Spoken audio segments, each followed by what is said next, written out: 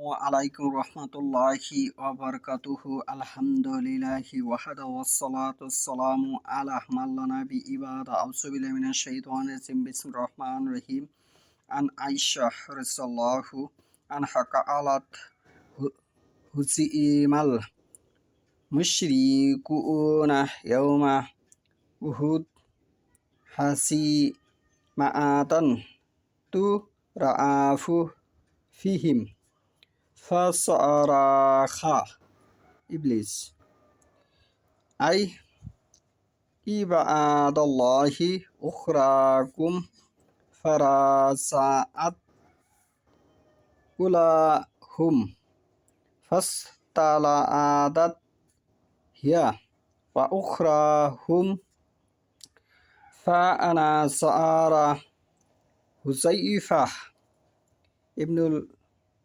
ইয়ামান ফাইজা হুয়া বিআইদিহি ফাকালা আবি কালাত ফাআল্লাহ মা ইন হাসাজু হাত্তা কাতাআ লুহু ফাকালা হুযাইফা গাফারাল্লাহু লাকুম কালা উরওয়াতু ফাওয়াল্লাহি মা সালাত ফি হুযাইফা মিনহা বাকিআহাতু খাইরিন হাত্তা লাকিয়াল্লাহু। আজকের বক্তব্যের বিষয় হলো, এক মুসলমান আরেক মুসলমানের যদি ক্ষতি করে সে সম্পর্কে, এক মুসলমান আরেক মুসলমানের যদি ক্ষতি করে সে সম্পর্কে।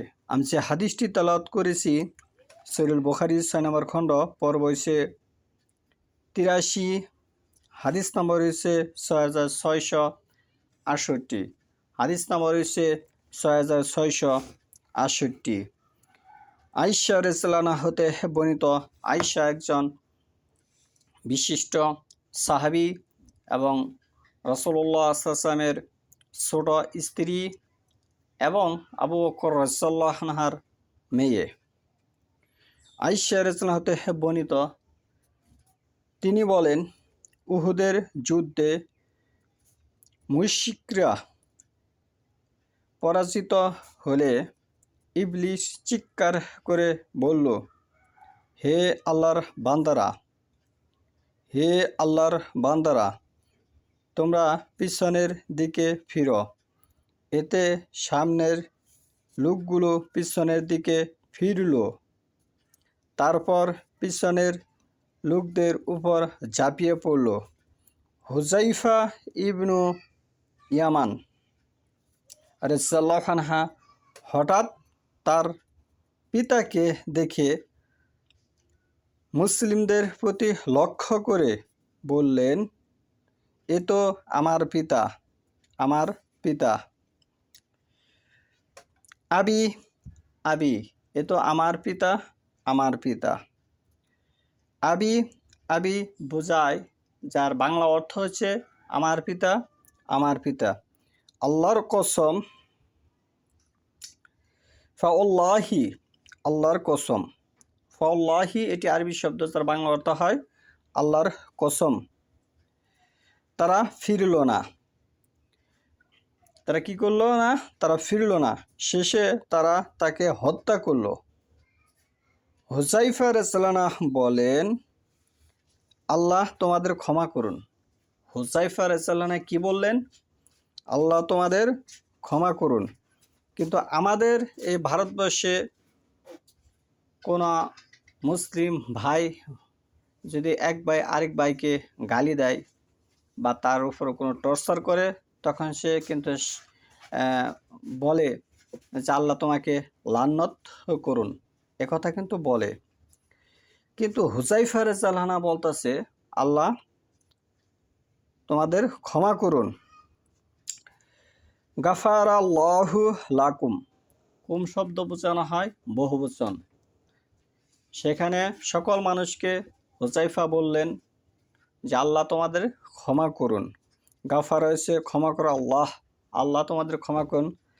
লাকুম কা হয়েছে এক বচন, কোমা হয়েছে দ্বিবচন, কুম হয়েছে বহু বচন, তোমাদেরকে ক্ষমা করুন, আল্লাহ তোমাদের ক্ষমা। উরাহ রাদিয়াল্লাহু আনহু বলেন যে আল্লাহর কসম মৃত্যু পর্যন্ত হুযায়ফা রাদিয়াল্লাহু আনহু এর মাঝে এই ব্যাপারটি বিদ্যমান ছিল।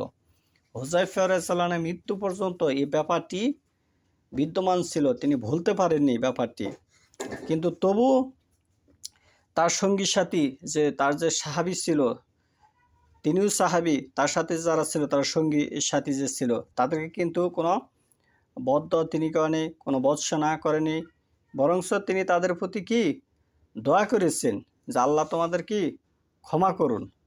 তাহলে এই হচ্ছে ইসলামের ধৈর্য, এই হচ্ছে ইসলাম, মুসলমানের ভাইয়ের মহত্তা পরিচয়, এই হচ্ছে একটি ইসলামিক নৈতিক বিষয়।